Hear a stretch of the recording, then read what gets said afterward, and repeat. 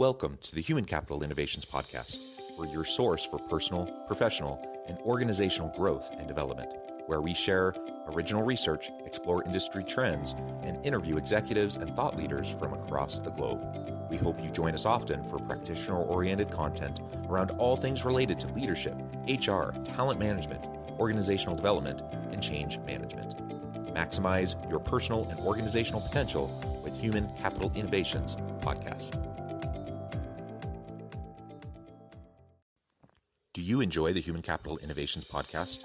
Please subscribe, leave a review, comment, share, and consider supporting the podcast on Patreon, even at the producer and sponsorship levels.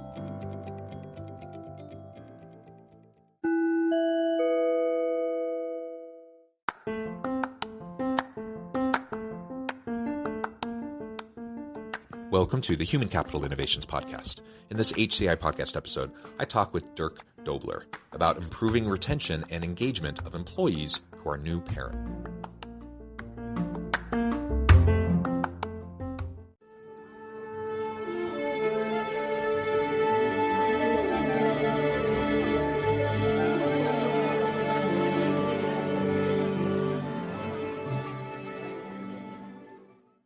Dirk Doebler, welcome to the Human Capital Innovations Podcast. Thanks for having me. It is a pleasure to be with you. I am so excited to have a nice conversation with you today. We're going to be talking about improving retention and engagement of employees who are new parents.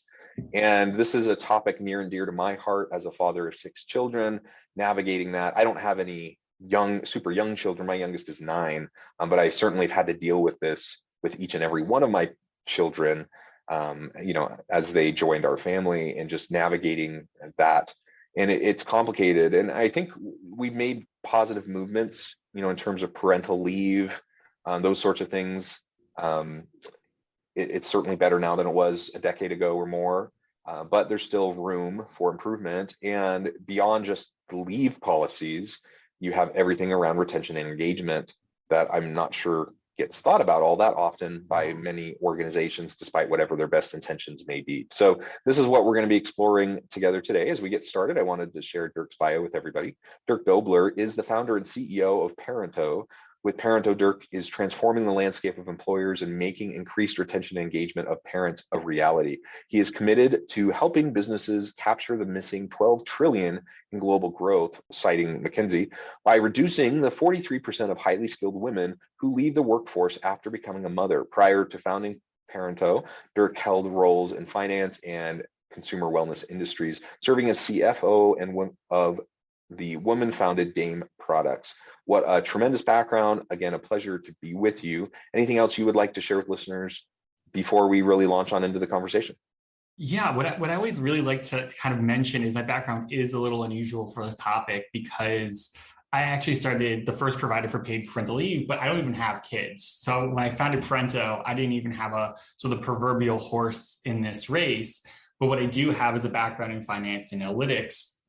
And I was most recently the CFO of a company and wanted to implement paid parental leave, but discovered firsthand the challenges that finance faces in budgeting for it, figuring out what it's going to cost, but also the challenges HR faces in the employee experience, making sure employees are coming back, and then bridging that gap between, all right, paid parental leave is really good for people, but what's the actual ROI for companies, and making sure HR is able to properly explain that to finance, because a lot of people aren't fully aware. So I think bringing that finance approach and business-oriented approach has made a significant difference to this category. Yeah, excellent. And just to reiterate, clearly there's a human case for parental leave and accommodations and flexibility and those sorts of things. We just want to treat people as people who have lives outside of work. We want to honor that. We want to respect that. So there's a human case for all of this, but what you're just articulating is that there's clearly a business case for this as well, right? And so we can dive more into that, what that actually looks like, what that ROI is. And a big piece of that is the engagement and retention piece, because we know that disengagement is costly to organizations. We know that turnover is costly to organizations. So any time that you're able to attract and retain really great people, then that is the bottom line benefit for the organization. And as I read in your bio, as was mentioned from the McKinsey study, so many businesses lose out on particularly women, though certainly it's not limited to women, but any parent who may take time off during a birth of a child and just that transition period, that is a really challenging time for families, and it's a really hard time for mothers, and they have to make choices and sacrifices, and ultimately many organizations end up losing out on great people, right? And unnecessarily so. And so, we're going to really dig into this. So why don't you start by just explaining a little bit more about Parento, the origins of it, and some of those types of offerings and benefits that you provide to help organizations improve retention and engagement. Yeah, so Parento, we like to call it really working parent success program. So the first core piece and innovation within our program is helping companies fully insure paid parental leave, like they do their health, dental, vision, short-term or long-term disability. So there actually is an insurance piece to the program that will cover the salary expense when an employee takes paid parental leave. But importantly, it's a gender-neutral policy. It's going to cover men and women, whether birth, adoptive, or foster. Anybody who's welcoming a child is going to be eligible to take paid parental leave with some basic requirements.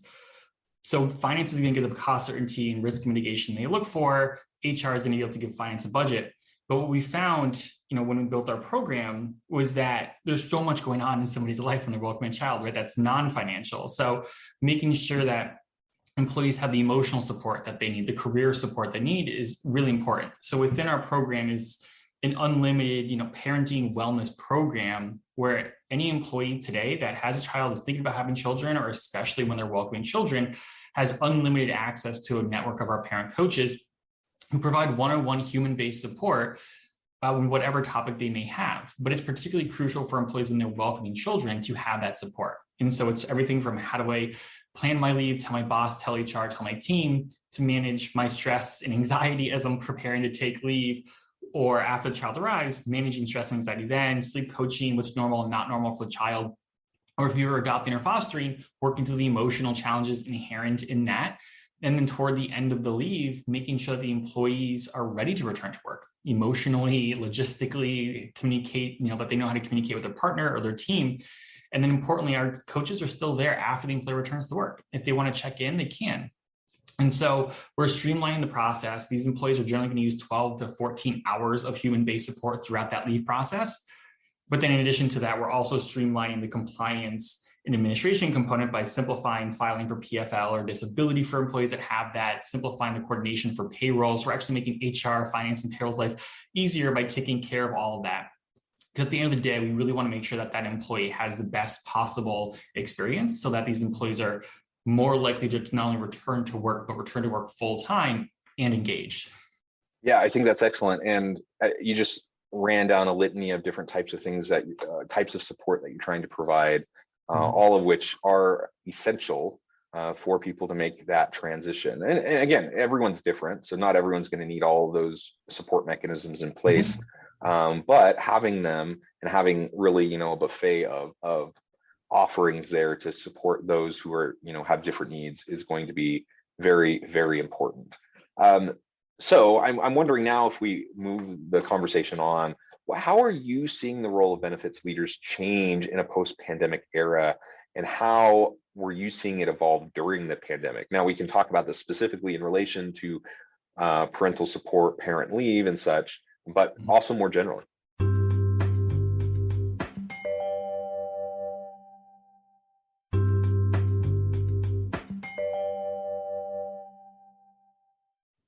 Yeah, I think more generally, because work and life are sort of combined in unprecedented ways during the pandemic, companies are really forced to grapple with the fact that employees' personal lives have major impacts on their work. And obviously, those impacts were much greater when schools were closed and everybody was working from home, but it brought that to the forefront even after things have started to reopen and employees can go back to the office and kids can go back to school. But companies now have to realize and are investing in addressing a lot of those personal challenges, and that has forced benefits leaders and HR teams kind of to the forefront of how do you really make sure you're taking care of your employees given personal challenges. And that was particularly acute during the pandemic, but those challenges still remain. You can't find childcare, right? That's very challenging. You might have a lot of stress and anxiety still because there's still a lot going on. And that's really forcing companies to take a different approach to rewards package because of that. But it's also sort of created a philosophical change of how do you actually build a rewards package for the modern workforce, one that meets the needs of people who maybe have kids, who don't have kids, or their kids are out of their house, but also have different support networks at home. And so I think that's given benefits and HR leaders more power than ever before, and companies are looking to them more than ever before. But it also means that if they're offering a rewards package that looks today like they did 3-4 years ago, they're not going to win this talent, or they're going to lose out on talent, because people do want different things, whether that's something that actually costs anything, like flexible work doesn't really have a financial cost, but is important, all the way to making sure you're actually investing in additional programs and policies like paid parental leave, or supporting your employees with kids, or as childcare, or your mental wellness benefits, and making sure you're spending real dollars behind these types of programs, because otherwise employees will jump ship for companies that are offering those types of programs. A great perspective, I think, as we look at how things have changed and evolved during the pandemic. And many have noted the the acceleration that has happened during the pandemic towards the shifting nature of work, the future of work, and work arrangements, and what that's meant for benefits as well. As we think about remote work, hybrid work, virtual and flexible work, those sorts of things. As we think now about the offerings that you have at Parento, what have you seen, again, within this new post-pandemic era, this shifting landscape, what have you seen the impact being on employees at various organizations that you've worked with? What has Parento done to improve the process of returning to work for parents? And how do you see that perhaps shifting even in the coming months and years? Yeah, our whole sort of value add for companies is that you are going to have employees returning to work full time. They're going to be engaged and more loyal. And so for us, we really focus on making sure we're getting employees the support that they need through this leave. So we do that from everything from when we craft the paid parental leave policy for the company and give them that handbook language. Everywhere the paid parental leave policy is mentioned, we also mention the support program and make sure people have easy access to that, because people don't ever look up what their EAP is, right? People don't even know what that is. They're not going to look up the emotional wellness benefits, but they are going to look up paid parental leave policy. So we're tying the most impactful aspects of our program to what's actually sort of most interesting to the employee, and making sure they have easy access. We're driving utilization through group support sessions for companies on a monthly basis if they need. We drive utilization through onboarding calls, where we actually have a group support session being run for about 30 minutes so people can get a taste of it. And so what we see is a greater awareness of our program amongst our clients and their employees, to the point where we see very, very strong utilization. Anywhere from 5 to 15% of employees will use Parento in some form. And for a wellness type program or an EAP type program, which we don't really call ourselves an EAP type program, but a lot of people think of it that way, those are huge numbers. And when people do use our program, they're using about 13 hours of human-based support. So again, not like a 3-hour EAP. So people are getting real value out of this, because you're talking to a real person and it's not an app. It's all tailored to the individual employee and their family's needs. And their partners at home also have access to our support program. So about half of all the parents that are taking leave on our program actually do the coaching program with their partner. And they get huge benefits out of it, from managing whatever stress or anxiety triggers they may have, to making sure that they're communicating effectively at home. And that really helps with that childcare burden. A lot of our moms are not necessarily doing 90% of the work anymore, because they're able to have a healthier conversation that's sometimes proctored with our coaches about what's going on in the home. And so what we're seeing in our program, especially for employees that are taking leave, is that they're using support at very high rates, generally 13, 14 hours of support before, during, after leave. And so they, and oftentimes their partner, are just much more confident parents. And they say that they just feel much more confident when they're returning to work.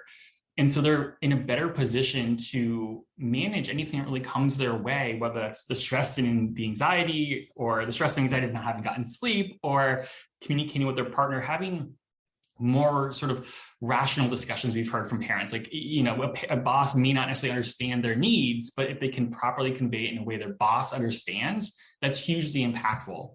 And so we're seeing these employees returning. About 95% of employees that have taken paid parental leave under our program have returned to work full-time, which is astronomically high compared to what companies get on their own.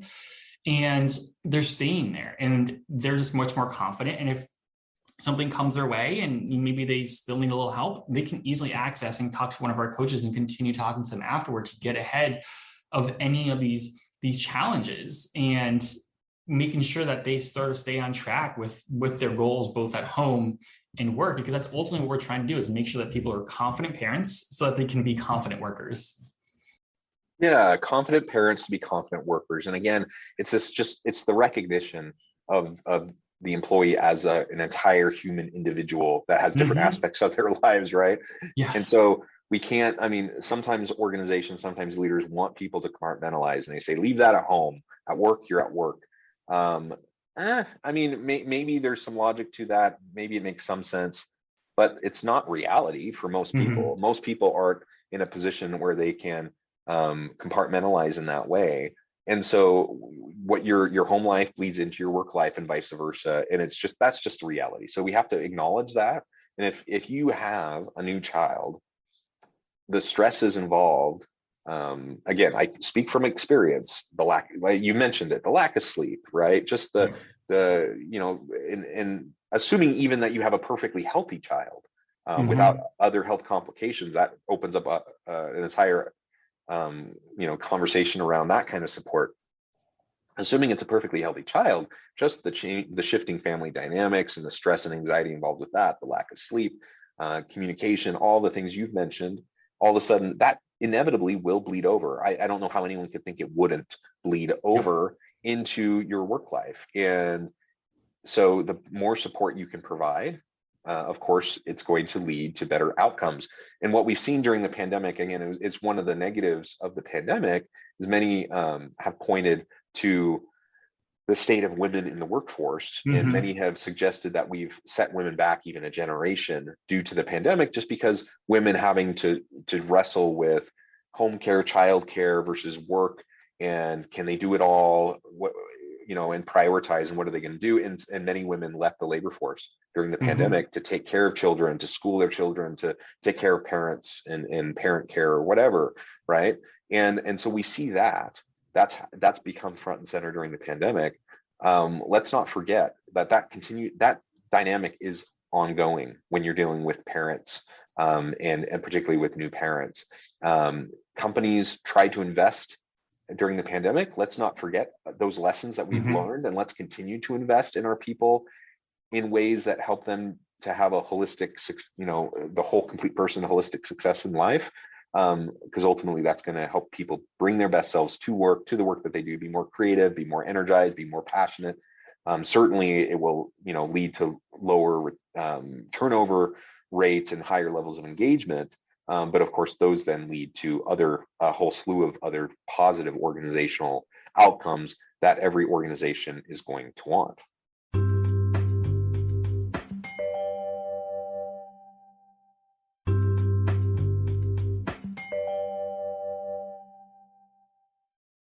Yeah, exactly. And I think that's a huge important point. I think when it comes to the compartmentalizing that you mentioned, and when it comes to kids, I think companies need to realize the lack of sleep. Babies aren't sleeping through the night, after 3 months, right? They're not sleeping through the night. That employee is not getting sleep for the first months of that child's life, uninterrupted sleep. And a lot of children aren't, even sleeping fully through the night by 6 months old. And so companies need to recognize that, there's no matter how you try to treat these employees, they're going to struggle if you approach it like they need to compartmentalize home life as home life, work is work. That's not going to happen. That's inherently going to just drive resentment from the employee if you're not appreciative and understanding of what's going on during such a critical phase and a crucial phase of their life. And so I think companies do need to reevaluate how they invest in these types of offerings that enable company or employees to meet their personal goals outside of work, and especially family related goals. Yeah. And maybe it goes without saying, I've certainly said it on this podcast and previous interviews over and over again over the last couple of years. But especially given right now in this labor market where it's hard to attract and retain great people, if you're not treating your people with dignity and respect and recognizing that they have lives outside of work and honoring that and supporting that any way you can, if you're not doing that, people are voting with their feet and they're just going to leave. So you're going to have a reputation. You're going to have a hard time attracting people to come in the first place, but your good people, your best people are going to leave because guess what? They have options. They can go many places. And ultimately they're going to go somewhere where they're more valued. And being valued, part of that is salary, right?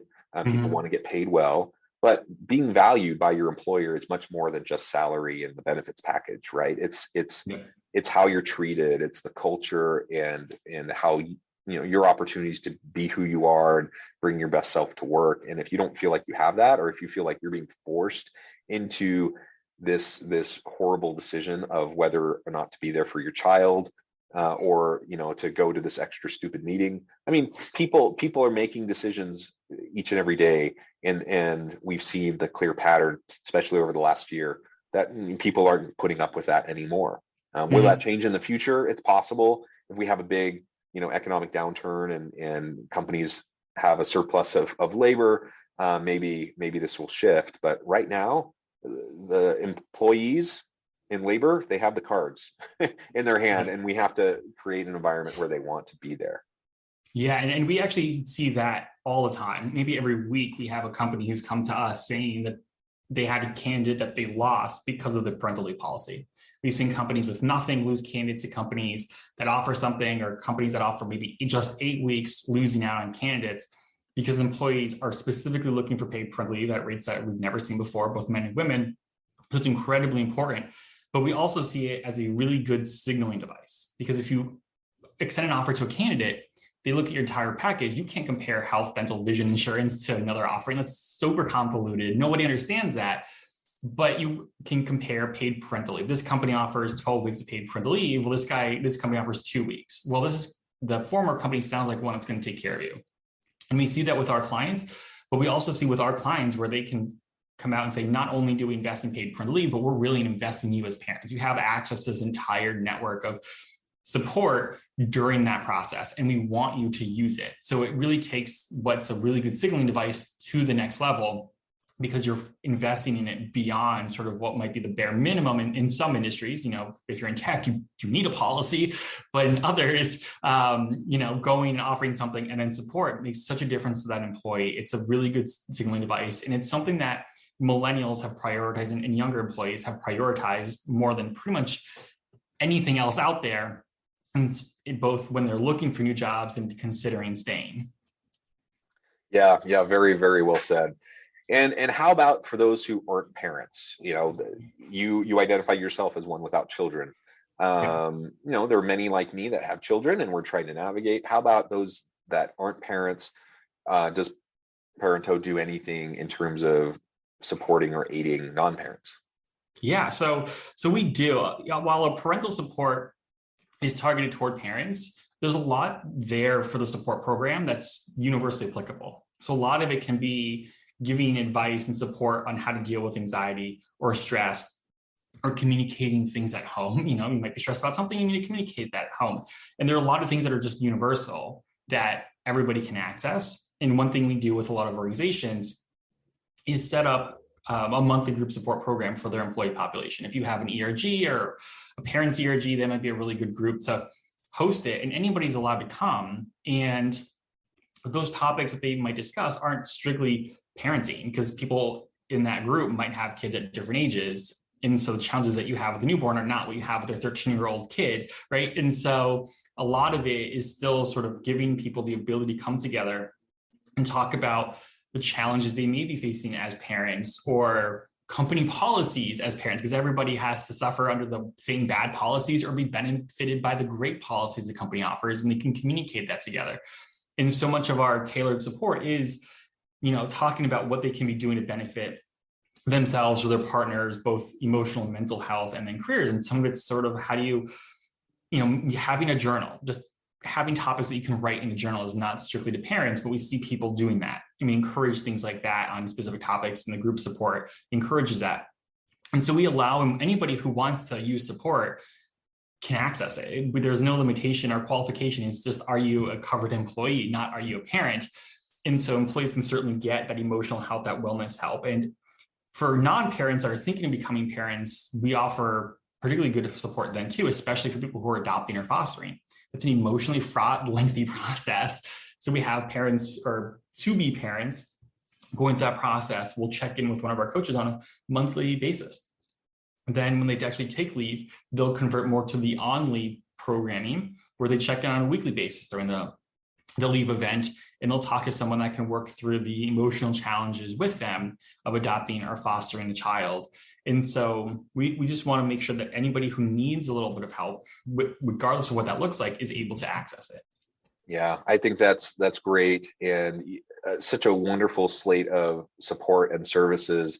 And for anyone listening, whether Parento is the one you're focusing on or going with, or you're just trying to think strategically about the range of support and options that you can provide for your employees, and however you're going to do that, I just hope that you'll consider these issues that we've been talking about today, because it's very, very important. It's going to be a game changer for your retention and engagement strategies within your organization. We need to support families. We need to support parents.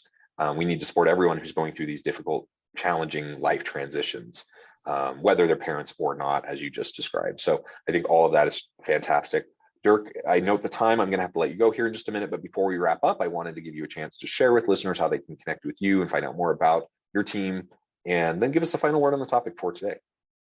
Yeah, so if anybody's interested in more information, they can always go to our website. It's Parento, that's parents with an O, leave.com. So parentoleave.com. We have plenty of information there. They can request quotes through the website, or they can schedule a discovery call with my director of sales, or even myself with Part 2. Happy to provide more information. And one thing I always like to talk about is that we're very mission driven. So even if our specific program isn't the right fit for every organization, we're here to help think through the best practices of a paid parental leave and support program, so every employee gets the support they need to achieve their family and career goals. And so reach out, request more information. We're here to help you. And I think one of the biggest challenges we see is bridging the divide between HR and finance with regards to getting finance to say yes to investing in offering 12 weeks of paid time off. We're here to help with that as well. So we know how to build that business case, and we want HR to have the confidence that they can sell it internally, because we know that's such a big impediment to offering genuine paid parental leave. Wonderful. Thank you, Dirk. It's been a pleasure. I encourage listeners to reach out, get connected, find out more about what Dirk and his team can do for you. And as always, I hope everyone can stay healthy and safe, and you can find meaning and purpose at work each and every day. And I hope you all have a great week.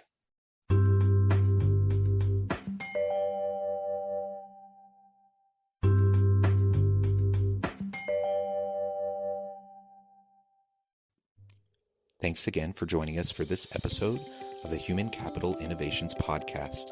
I hope you stay healthy and safe, and that you have a great week.